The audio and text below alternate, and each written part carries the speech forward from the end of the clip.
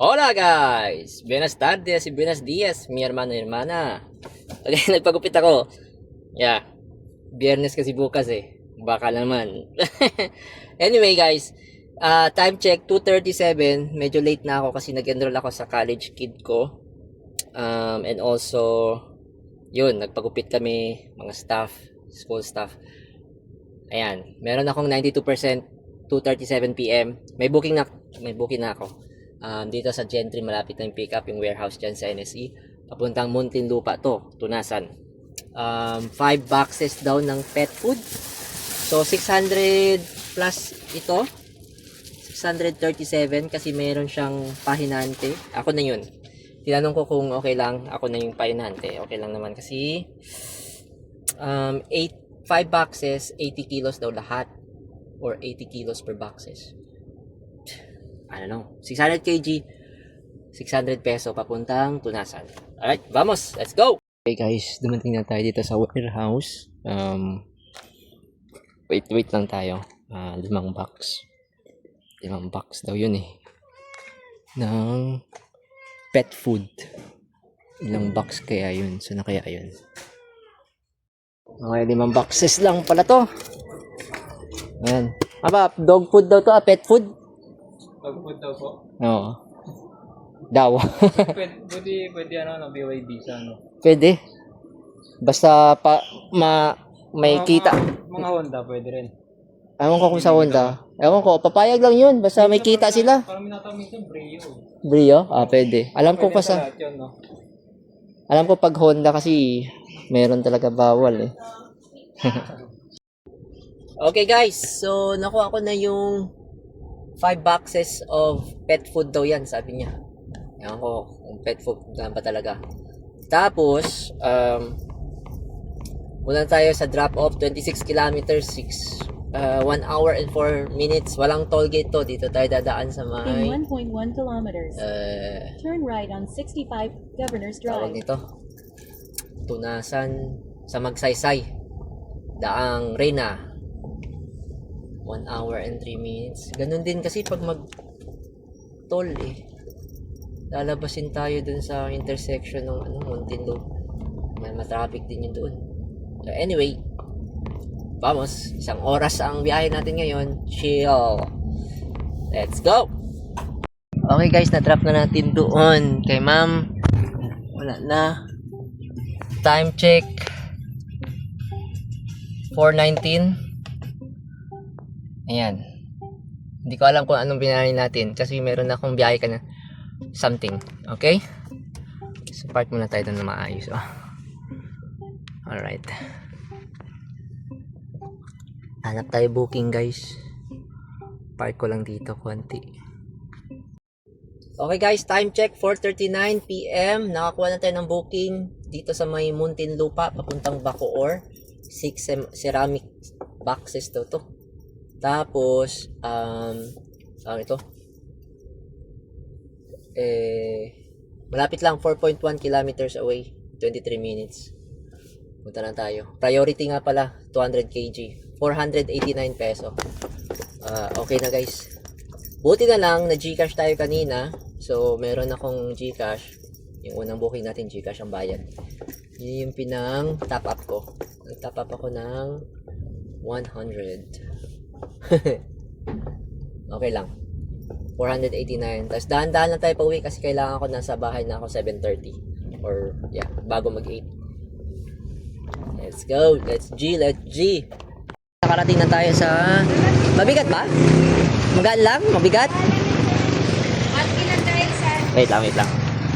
Sinok din na?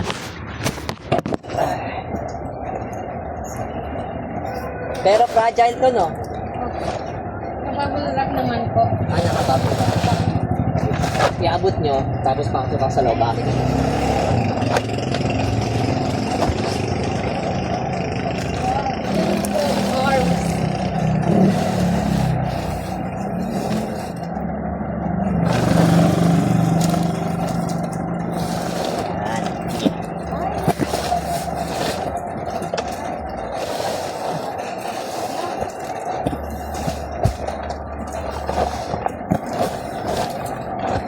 Kailangan ko na. Hit. Yeah. Okay.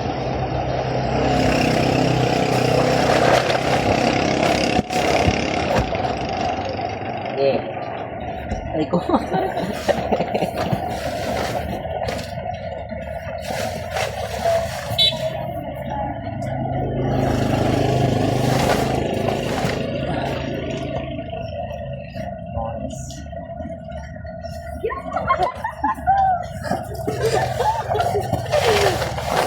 Kunin mo yung cellphone nandun sa gilid.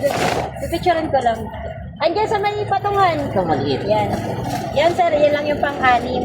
Sakto na, wala na. Check mo nga. Okay na to. Sakto na sir. Ha? Aray ko. Kay ma'am po yung payment sir. Guys, andyan na po yung mga 6 box ng ceramics. Tapos, ang gagawin natin ay pupunta na sa drop-off.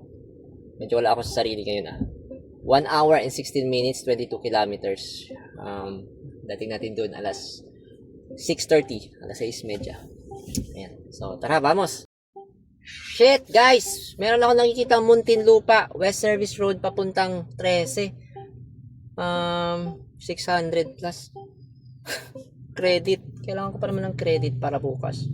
Hindi ko makuha. Kasi nga, naka-priority itong. Well, anyway, tara nga, punta na tayo. Bullshit. Okay po. Okay guys, nakarating na tayo. Wait. Ilawan ko lang.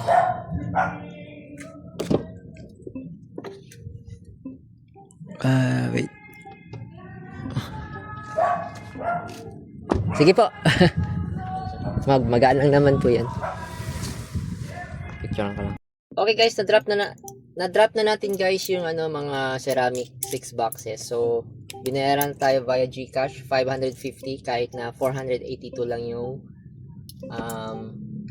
ito pamasahe. So, 500 ginawa ni ma'am 550 kasi mali yung pin dun sa kabilang subdivision nakapin around 900 meters, 1 kilometer din ang layo. So, ayun ginawa niyang 550. So, ayun. Tsaka, ngayon ko lang na-notice guys, 200 kg. Sinabi ko ba kanina? Oo, ngayon ko lang na-notice pagdating ko dito. Sabi ko, ba't hindi kasya yan sa sedan? Sedan daw nakabook. Hindi sila nag-book yung sender. Brats. Alright, tara. Uwi na tayo sa bahay. 1 hour and 4 minutes, 22 kilometers. Sana may may makuha tayong pasabay. Pero kung wala, kailangan natin umuwi. Alright, vamos.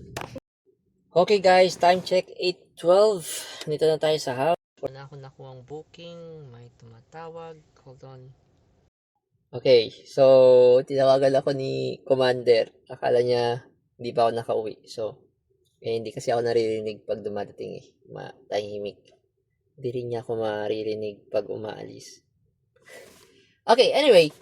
So, time check nga. 8:13, 8:12 tayo dumating. Tapos, magkano nagawa natin? Wait, let me see. Okay, so sabi sa app, it's 932 yung income ko. So, yeah. Tapos yung binigay ni madam na tip, 50, 18, 72? No. 68? 68. So, ayun.